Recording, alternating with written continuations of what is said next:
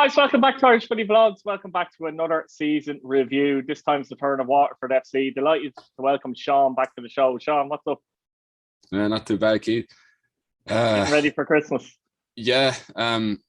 Sure. Look, I suppose the only thing we can say is the club shop is open and the new jersey's out. New jersey's fairly nice. That's true, actually. So yeah, good for Christmas. I suppose that's one thing the club is doing right this year. And I suppose another little present, we won't get too much into this because it's more of a review, but another little present will see Ian Morris appointed, which I think is a good appointment. Absolutely. Well. Makes sense. I suppose we'll go back to the start of the season, Sean, and we'll dissect it. We'll go by phases, if you like. And obviously, at the start of the season, power was still in power at the club. We had Kevin Sheedy and Mike Newell who came in. What were your thoughts when they were appointed initially? Well, I was surprised like most people, and I thought it was a good appointment. I suppose I was looking at the prestige factor of it. First of all, Kevin Sheedy, an Ireland legend, and Mike Newell was very impressive pedigree in the Premier League. He scored the fastest hat-trick in Europe at the time, fastest perfect hat-trick against, I think it was Rosenborg when he was playing for Blackburn Rovers. So I thought they were very impressive. And Lee Parden came out with a statement saying that we could expect a challenge for the title this season. And I don't think we had a challenge for the first division with the team that we had, to be honest. The first red flags came up then when the signings dried up after December. We signed, we did very well up until that point. We got a few players back. We got Brian Murphy and Darren Murphy, Dara Power, John Martin. Players like that came back. I suppose it was all common sense kind of stuff at that point. And then players the rumour started about which players were on trial, and we were talking about players playing in the Munster Senior League. And it really struck me as sort of, there's no way these players are good enough to build a team that will challenge for the league title. We signed a few players, I suppose, that were good enough. But really, there was no, I don't know why Lee Power said that. There was no way we were challenging for the league. Even if you thought that, Sean, you kind of think you'd keep quiet anyway, wouldn't you? You would, yeah. They were challenged in the last few years, like say Shamrock Rovers or your Dundalks or something like that. It was a strange statement either way, wasn't it? Yeah, and it was. And I suppose to talk about a few of the players, they're like, they were all, by the end of the season, like, the or at least the players that were there, you appreciated having them around, like, and if they come back next season, like, they'll definitely be an asset to the club. But it was all very bizarre. I mean, the Oscar Brennan situation to start with, like, he was touted as one of the marquee signings. He only played 4 games. I have his jersey, actually. This is Oscar Brennan's jersey. Brilliant. I don't think he played a game for the club after I got this jersey. But I'll hold on to it anyway. That was a strange situation, wasn't it? The Oscar Brennan one. I mean, there was all kinds of rumours floating about there, weren't there? Yeah, I believe the rumours that there was a bust up on the training ground because the club refused to comment on it otherwise. You can only speculate. The other players that were signed, there was a few players that were only brought in for half a season that I would have liked to see stay on for the full season. Players like Adam O'Reilly and Jamie Maskell and Eric Malloy. Players who I thought that if they stayed for the full season, they probably would have helped us stay up. But the players that were brought in for the full season were very good as well. I ended up being big fans of players like Prince Mutswanguma and Kyle Ferguson. Jack Stafford, even though he was here for the full season, it felt like he was only there for half a season because Kevin Sheedy and Mike Newell insisted on playing him at left wing. When he was put at left back, he was like a new player. There's so much really that you could talk about with Sheedy and Newell. Like you could write a book on just the however many games they were there. What do you think they got wrong? I mean, I remember seeing a statement for Kevin Sheedy, and I'm not sure it was Kevin Sheedy. It might have been Gagan. Correct me if I'm wrong here, but somebody said that he wasn't scouting or analysing the opposition. I can't remember who it was. Was it him himself or Gagan, or who was it? But it's a strange thing anyway. It was. Someone in the comments might correct me on that, a Waterford fan or whatever, but I definitely seen something about that. And if that's true, and it seemed to be true because every game they went out, there seemed to be nothing different they done tactically. You know what I mean? It was very agricultural football, to say the least, wasn't it? Yeah, it was, and it got worse it got worse as the season went on because I thought Is there was a that few because the games. players? Is that because I wonder, Sean, if the players were kind of fed up of it and weren't responding? You spoke about Adam O'Reilly there, who I thought was one of their, I thought he was a really good player, and I think he would have performed even better in a team that played a bit, kept the ball on the ground a bit more and things like that. I was very impressed with him despite that, but it really didn't suit the likes of him and players that had in the midfield area. Yeah. Well, the rumor is that they were a pair of alcoholics, and that was their main concern. There was, I mean, you'd have to believe that was their main concern. That was their main concern, yeah. Yeah, I would believe those rumors because it seemed. I mean, Mike Newell was he seemed a a lunatic disgrace. at the sideline. He was a disgrace. He was shouting at players during training sessions, and he got sent off twice. Once over the color of a player's sock tape. I think that's it was incredible. I think he's been on the sideline for 2 games. That, isn't it? It's hard to beat. He was on the sideline for 2 games and he got sent off on both of them. That must be a League of Ireland record. Kevin Sheedy, I don't think was a bad influence on the squad, but I just think he was too passive and didn't do enough to counter Newell's influence.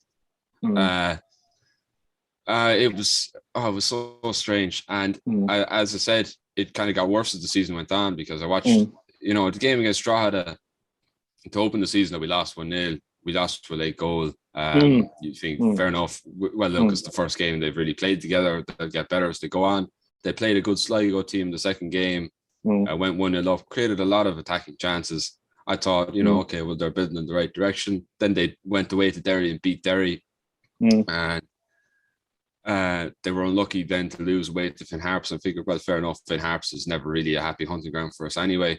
But then this, and it seems like a million years ago this happened. I think they played Bows and they lined up with only 3 players on the bench. And Sheedy said that it was a protest against officials. Now, fair enough, the standard of officiating isn't great over here, but it was such a bizarre thing to do to handicap. You're only doing yourself yourself harm, exactly. I never understand the self-harming of situations like that, a protest against officials. But does that kind of thing show that they didn't really care ultimately? Really? Yeah, no, they didn't. Yeah, absolutely. It was just a paycheck for them, really, at the end of the day, and sure, I suppose they got what they wanted. Yeah, and obviously by the time they'd gone as well, they were sacked as such. Waterford were in serious trouble. And it looked like there was literally no way out, actually. And, Forrest had taken over the club in July. We were just saying before we came on, Bircham came in under power, actually. But I believe, if I remember rightly, Forrest took over fairly quickly after that, didn't he? Yeah, pretty much. It was 2 or 3 games after the fact. And then there was a new batch of players that came in. And actually, these signings seem to be better because they brought in more experienced players, which they lacked a lot. Wordsworth and Nolan, for example, players of that, and skillful players like Patterson and Junior.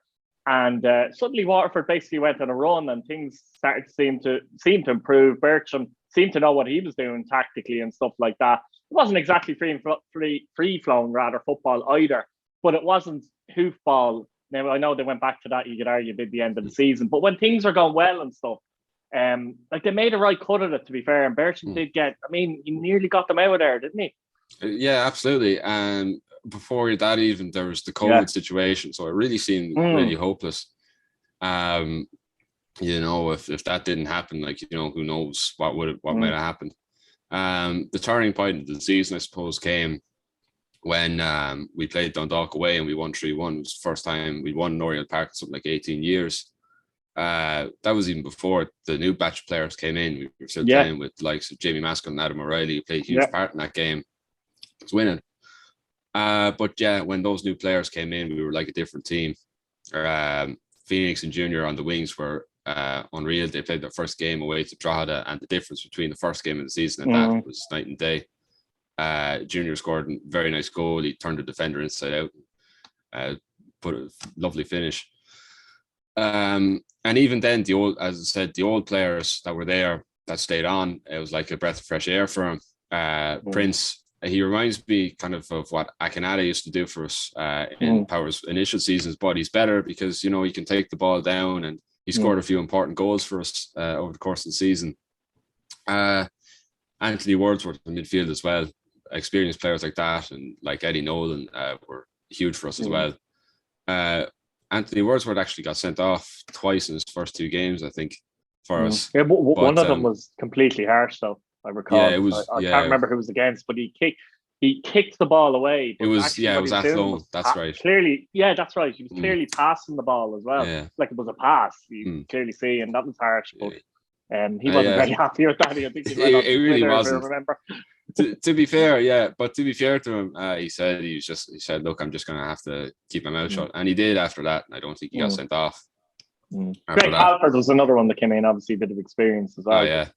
Yeah, he was another one. Obviously, Premier League experience. No, yeah, I think he got sent off once or twice as well, didn't he? He did, yeah. He got sent off against Longford. That's right. That's right. Yeah, that was near the end of the season. It was a big one in a way. I know it was near the end of the game and that, but even so, and like, yeah, when Bircham came in though, what did you see differently in a tactical sense? Obviously, we had a lot of new players, if you like, but what did you see different tactically from Sheedy and Newell's time initially, anyway? Yeah.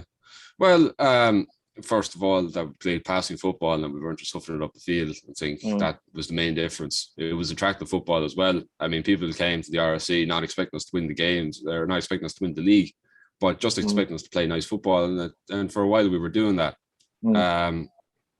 We played a lot of there was a game against Strada. I think we got nearly 3,000 at it. Now, officially, there was only 700 at it, but that's another story. Yeah, it's another story. But we played that game against Strada, I remember, and we only won 1-0 in the end, but it could have been 6 or 7-0 because we fashioned so many chances. But yeah, that was the main difference. It was great to see for that time, and there weren't, we got away with a few performances as well. I suppose you could see that it wasn't perfect because there were a few times where we didn't turn up and we kind of got away with it. The cup win away to UCD, which I'll probably talk about later because it is one of the high points of the season, but we definitely got out of jail with that. Yeah, I was just thinking of that as well with UCD as well. The cup game as well was a very good result actually, and as you say, you got out of jail. Unfortunately, later on, you probably would have swapped. Yeah, you would have swapped both games. I think so. I remember thinking actually.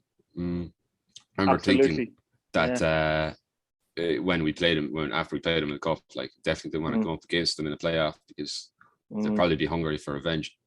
Yeah, I suppose a few of the kind of players that came through the academy impressed. I think Dara Power particularly, and John Martin. Actually, John Martin's moved on to Dundalk now, which is kind of no surprise considering how well he's done. But he was a bit of a breath of fresh air all season. He played in a number of positions as well, didn't he? He was not wide. He could be up front. He was a good outlet for kickouts if you wanted to play that way. If he was out in the wing, knocking headers on, stuff like that. And as I said, fair share of goals as well. You'd be disappointed he's gone, but I don't think he's one of the players you couldn't really blame for getting relegated, so to speak. Absolutely, yeah. It's going to be interesting to see what element of that local players that we hold on to. Like they were key performers for us all season. I haven't talked about them too much, but players like Dara Power and Niall O'Keefe and Shane Griffin, really kept going all season for us and never stopped. Niall O'Keefe in particular, I thought ran himself into the ground on a number of occasions. It's great to have those players, and I suppose the thing is they're so good. Like do you see him making the step down to the first division? Could you be lucky enough to have that? Because I think if you did, you'd be in good hands. But those players are definitely attracting interest in the Premier Division. Yeah, it's no doubt about it. As I said, John Martin has gone already as well. But I always felt they were the core of the Waterford team for the last few years, along with Brian Murphy as well. No matter what was happening around them, players were coming in and out. But those players are kind of sticking in the team and getting better because they're all young players as well. I felt sorry for them actually, mostly, to be honest with you, when Waterford went down. It was those kind of players, obviously, along with the fans, was them kind of players that came through the academy and Brian Murphy and that. But I suppose we'll fast forward a bit as well. And obviously, I talked about Bircham, how well he done initially. The last, I think, 5-6 games of the season, it started to go sour, didn't it? And it was hard to put, from my point of view, it's hard to put a finger on it. But maybe the stuff that obviously came out, we'll get on to that later as well, before the UCD game, was rumbling in the background. And maybe that was affecting performances. And the football changed as well, didn't it, Sean? It really did. When we won away to Bowes after the cup game in October, and that was the last game we won all season. there were some of those performances, I suppose you could say, well, away to Dundalk or home to Shamrock Rovers, you might have lost anyway. But there was games. Game went to away to Longford. It was probably our worst performance of the season. The game we really should have won. Yeah. And we played like Longford played like the team that were fighting to stay up, and we played like a team that was already relegated. A game at home to Derry as well, where we actually, to be fair, played very well, but just didn't do our jobs defensively for a corner in the last minute, and ended up 3 points became 1. So if you're talking about very fine margins, if those 2 games go our way, like we're talking about Premier Division football next season. Bircham's attitude seemed to change. He was always very honest, I suppose, in that sense. He wasn't afraid to say when the team didn't play well, but he was coming out with very strong words in the pressers. I suppose he fair enough. Didn't he slate the players probably far too much against Shamrock Rovers? Except the bear in mind, Shamrock Rovers are a really good team as well. He just seemed to ignore that kind of thing. And then there was the strange comments. The cup semi-final. He tried to suggest that the draw was made deliberately, and ironically, Waterford actually went to balls and won in the league. A couple of days later, they went back. But he even mentioned the Pats and Dundalk one, which was a bit odd as well, because it's kind of not really. Why would he be bothering with that? But I reckon that narkiness must have been coming from somewhere else in reality. You know? It was very kind of erratic. It was such a sharp change in tone. He came out after the Shamrock Rovers game and said we deserve to be relegated if we play like that. Now, fair enough. We were winning for a majority of the game, and I remember seeing it myself. There was 2 set pieces that we let goals in from that were both very, very soft. And if we defended properly, probably would have got something out of the game. But still, it was very harsh to say the players hadn't done that. And especially the other thing that struck me about Bircham was his lack of rotation. He stuck with the same 13 or so players for the majority of the time he was in charge, and effectively ran that squad into the ground. Maybe the players team. There's a great. I suppose we'll get onto it later about playing the owner's son being an issue why he was sacked. Now I don't believe that's true, but another thing is from what I've seen of George Forrest when he played, he wasn't that bad. Like he was perfectly fine. And other players too, like Jeremy Malambo and Jamal Dupree, when they came on, you'd swear, because he never played Jamal Dupree except for the last game of the season, and you'd swear like he was absolutely awful, that he had nothing to do with signing him. But Ronaldo Green was another one that could have chipped in. He did, and he did, and I like Ronaldo Green when he came on, and I hope he stays because it means I can get Ronaldo on the back of my new shirt, which is an opportunity that's very hard to pass. You won't get Green, no. Well, he doesn't have green on the back of his shirt. No, he has Ronaldo on the back of his shirt. Now, why would I get green? Yeah. You wouldn't have green anyway. If you had Ronaldo on your name, you're not going to put green on his shirt. Oh no, you're not. Absolutely. Yeah. But we'll get on to that now as well. Just you mentioned the Longford game quickly there, and I watched that game. I watched most of the games all season, but I mean that was the one. And for me, that was the one because they win that to stay up. You know what I mean? It was a poor performance, but they scored a good goal from Wordsworth, and you're thinking, they have it now. The nick of Longford. You know what I mean? They're gone. They're 1-0 down. They won't even. I'm not saying they won't make an effort, but their belief, they were like that at the end of the season. Yeah. And for whatever reason, Halford was sent off there as well. It just seemed to let Longford back into the game. And suddenly, actually, Longford nearly won the game as well. They had other opportunities as well in the game. And Waterford just looked so ragged in that game. We saw, obviously, how Longford went on to be beaten well in the last game of Finn Harp. So they were there for the taking. And, that was before any of the stuff came out, I believe. I don't think anything was out by that point, wasn't it? Not with Bircham. No. And no, it wasn't. So obviously something was going on there as well. And, that was the game for me. But we'll get on to that now. And obviously, they were in the playoffs against UCD. And I think most people kind of still fancy Waterford going into the game. UCD, to be fair to them, have come through the playoffs and we're on a roll. That's what happens when you win those games. You are on a roll and all the pressure's on Waterford as such. But, I mean, what happened the week of the game was just, remarkable. It was like they out Waterford themselves, didn't they, in that sense? And look, it became a situation where you didn't know what to believe or who to believe. Obviously, Bircham was suspended at the start, which is very odd. It is, yeah. to suspend the manager the week of essentially what is a cup final, more important, arguably, actually definitely more important than a cup final because it's a relegation playoff. And that seemed odd start, which obviously Bircham came out and started, he complaining and stuff. He put out a tweet, if I recall, on that, and ultimately he was sacked fairly quickly as well. But I'd say he kind of, at that stage, wanted to be sacked or whatever, I don't know what was going through your head. It was just bizarre. From an outsider, it was bizarre. So from an insider, it must have been, what is going on here? And it just didn't help him, in my opinion. Yeah, I mean, it was my birthday actually when he got sacked. So it was a great birthday present.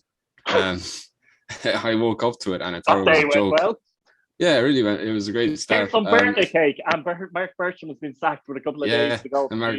Yeah, actually, I went drinking, and I woke up and I completely forgot about it. So I got to experience it all over again the next morning. With a hangover. Yeah, it was so surreal. Even for the standards of this club, where nothing seems normal. Yeah, it's strange. Yeah. Right, so Sean, the under-19 situation. Obviously, you had the academy and Bircham. Just that was kind of rumbling before the situation of actually Bircham essentially losing his job, wasn't it? Absolutely. It started, I think, with the tweet that was sent by the academy after the Longford game, and they basically accused Bircham of being a liar. They said that basically the academy players that were registered for selection to the first team squad were always available, and that any other players that weren't called up otherwise weren't registered. Now, look, maybe it wasn't true. Maybe the academy was telling the truth, but the way they went about it was totally wrong. I think if Bircham himself was sacked for basically putting out a tweet on his own without the club's permission that he'd been suspended, something that was going to be announced anyway, and I think was much less consequential. It seems very strange that there was no repercussions for the academy sending that tweet, which made something public that didn't have to be public in the first place. Like that kind of stuff, I'd imagine, goes on at most clubs. Not the exact situation, but a lot of stuff goes on, and they don't tweet about it. Like it. Yeah, absolutely. That was probably the hardest thing to understand between everything. Really, was the tweeting back and fro, wasn't it? It's just and as Bircham said. As Bircham said, like, he had disagreements with the owner all the time. Like, there's lots of disagreements at football clubs. Like, it's part of if you got different people with different ideas, like, you're going to have disagreements. There's something wrong with that. The sort of the petty nature and the public nature of the dispute at Waterford was what made it very, very distasteful. Yeah. Hugely. Looking back at it now, like we obviously talked about it at the time, kind of, but when you look back at it now after having time to digest, and obviously they went on to lose the playoff to UCD, and they lost that game convincingly in the end, even though it was 2-1. They started very well, and then they fell off altogether. And UCD probably should have won by more, if I'm honest with you. But looking back at the whole scenario, how do you see it now? Well, Bircham, Forest, the match itself. Yeah, it's. I suppose that if we had, I still think that if we had Bircham on the sideline, we might have won that game. We might have eked it out. But look, I suppose my point of view would be is that what's done is done at this stage, and I would back Richie Forrest for the future. A lot of fans have a downer on Richie Forrest now, and I suppose it's understandable in one way. But I think he's shown that he's enthusiastic, and he's shown that he's willing to invest. And it's going to be a tough season for the club now in the first division. But I think if we can get out in the first time of asking, people will have short memories. So, I hope he does well for the sake of the club. Absolutely, yeah. I think as well, regarding Bircham as well, I think at the time as well, when you look at it, that he was almost painted to be completely innocent, but I don't think he was personally. And he was obviously at the game, and I'm not going to lie, I was there at Richmond Park as well, and he was lapping up the attention. Like, I just found it a bit odd, to be honest with you. It was. I think. Look, I suppose we don't know what went on behind the scenes, but I think he could have swallowed his pride for another week if he wanted to leave after that surrounding problems. Then he'd probably have more unanimous support. But. Yeah, I mean, even before he was sacked, like, he was going to be suspended for the week of the playoff anyway, so it didn't really matter at that point. Yeah, he let a lot of people down, I think, with that, and it left a bad taste in my mouth. Absolutely. I think we'll leave it there, Sean. Look, thanks for coming on, and happy Great. Christmas. Fair play to you. Happy Christmas. Thanks. Not a bother. Guys, subscribe to the channel, hit your bell notification button, and let us know what you think in the comments. A couple of more videos to go, I think, before the Christmas period, so there'll be a break then. Thanks for watching, guys.